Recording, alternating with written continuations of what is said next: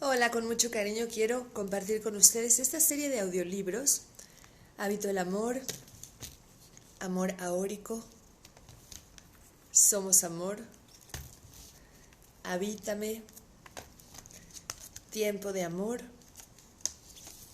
Diosa de Amor, Soy la Prosperidad y Triunfo, Estamos bien y vamos a estar mejor.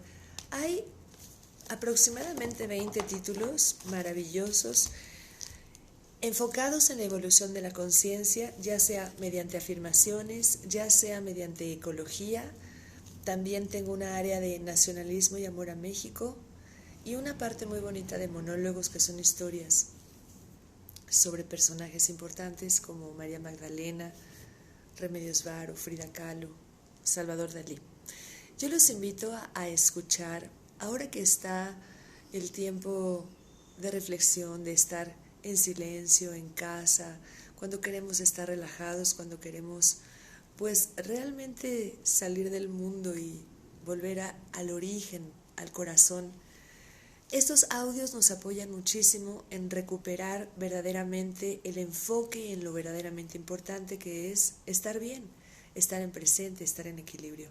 Con mucho cariño yo los invito a escuchar estos audios. Se pueden enviar 10 por 1,000 pesos en digital o en un USB, o uno por 200 pesos con mucho cariño.